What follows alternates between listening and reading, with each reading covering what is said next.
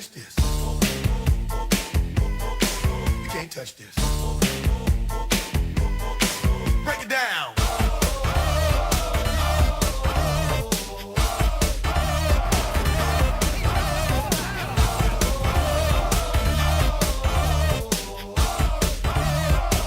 Stop. Hammer time. Welcome to Talking Footy's Game 3 Origin Special for 2013. I'm your host, Sean Turvey Buchanan, and with me as always, Dan Chief Richards. Wow. Queensland put a damper on the series by deciding to play to their potential in front of 50,000 rabid fans at Suncorp, yada yada yada. I have no idea why the refs thought Cameron Smith and Kew needed their help, but they gave it to them anyway with some dubious calls in the first 20 minutes to give the Queenslanders 83% of possession. What? 83%! So obviously nobody briefed the referees on how to ref an Origin game before this one, because that was just rubbish. Mate, the refs were intimidated by the maroon crowd, and the crowd was baying for blood. Yep. Yeah, it wasn't Shane Haynes' one, but he gave it to him anyway. Yeah. The reality was, in fairness, Queensland were just too good. Yep. The heartening thing about the game, though, was that New South Wales a few years back would have had a cricket score put on them. Oh yeah. But the boys dug deep, even playing a team that was running red hot in enemy territory against referees that were clearly just tremendously shit. Oh, mate, they knuckled down and kept it respectable. They did. Now, the retarded new one-punch law came into play. Shocking. That's what it's written down also in the rule book. The retarded new one-punch. When Trent Merrin landed a few on Brent Tate's monstrous chin. Now, it all started when, once again, the Billy Slater law came into play when he threw an elbow into Mitchell Pearce's face and declared it's 1-1 cunt. Yeah, right, alright. Was he penalised? Of course not. That's Billy Slater. Yeah. And can you blame Merrin for punching someone after that? No, I can't. No.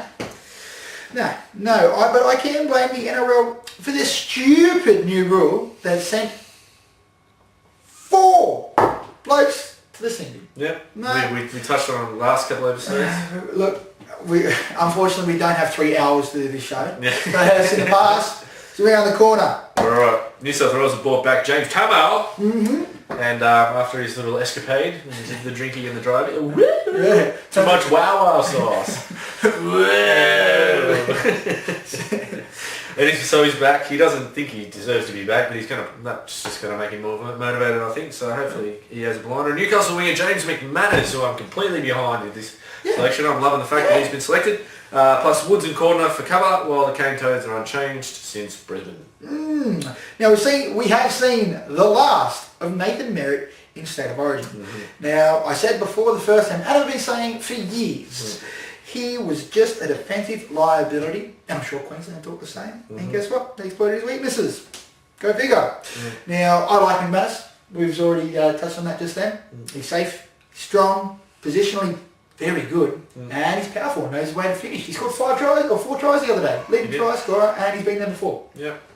It's a shame about Merritt, because really all he had was eyes for his teammate, because he knew his teammate, he knew what his teammate was going to do, so he thought, I'll go and tackle him, and then just forgetting that he's a winger and there's a guy on the outside of him, and then running circles around him. You know how we've been giving it to Darius Boyd about, just running in total 7 metres for all 12 tries. Yeah. They did a thing in the paper today. About how many times he's run into the tries in Origin untouched. How many people touched him. Beat the defensive line. No, scrambling cover defence is the only thing he ever goes up against. Yeah. Rubbish. But in saying that, hopefully McManus has more faith in Josh Morris than Nathan Merritt did, considering a little known fact. Greg Inglis has 1 line break against Josh Morris in all Origins. Yeah. And you know what happened in that 1 line break? Morris ran him down. Well, there you go. Yeah. Well, pull your head in. Oh, you don't have to, Nathan Merritt. You're out. Who cares? Change McManus. Love his work. That's it. Alright. Well, I like the selections too, so let's take some time to introduce a new segment, one that will definitely become a fan favourite, I think. Oh yeah, we've been talking about this one for a while. I'll stop talking it up and just jump straight into it.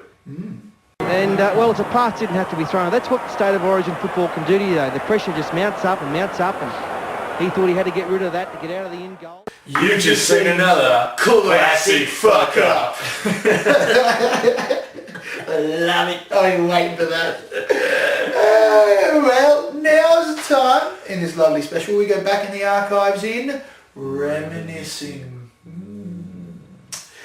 Dan, remember O'Connor's fantastic sideline conversion? Mate, yes, I do. It was great. Most people remember that game in 91 for the Guy versus... I was actually just watching this the other day. Yeah. And the Guy versus Lewis bar.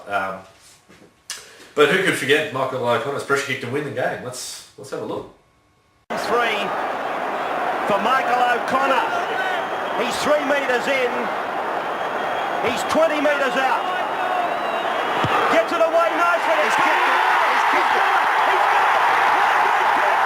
Michael O'Connor has won the second State of Origin for New South Wales.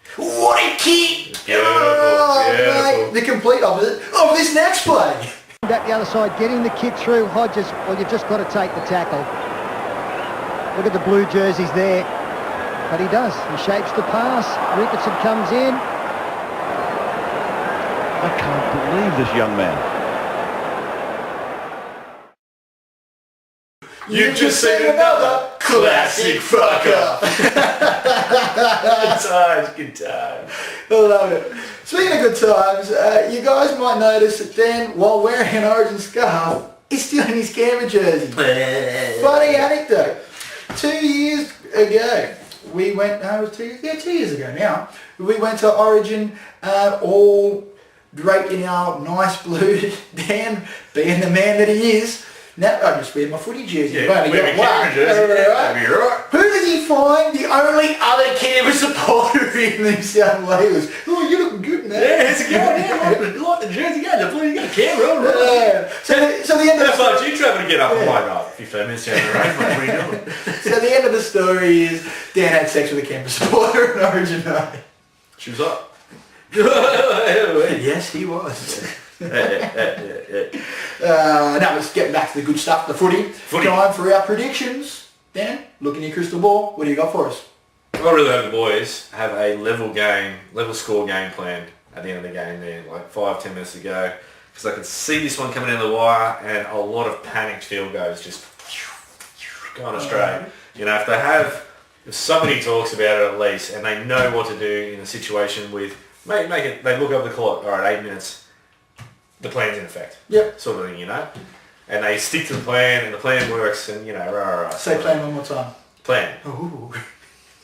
I double dare you. I double dog dare you, motherfucker. What about yourself? What do you reckon? Mate, I'm with you. This game is going to be tighter than a Dolphin's butthole.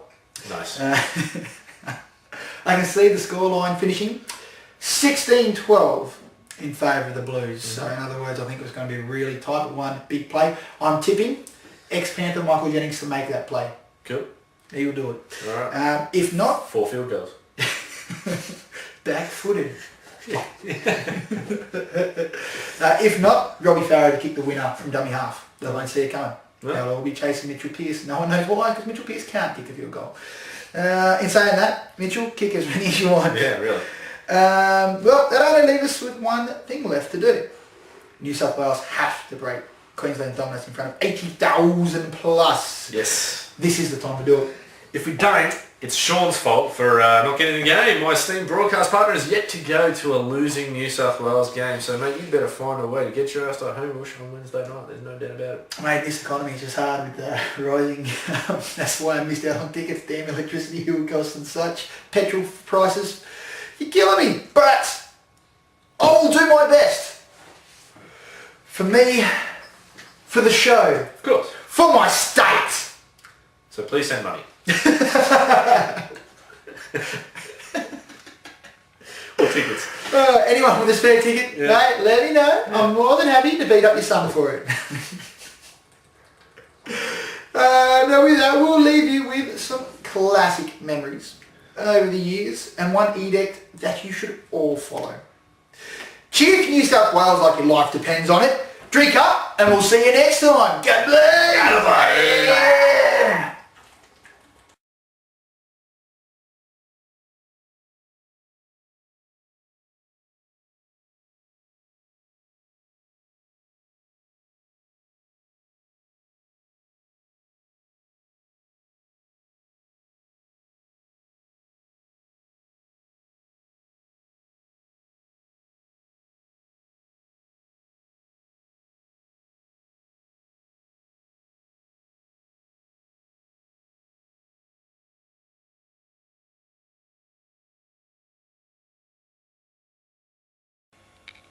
And that's the end of that chapter.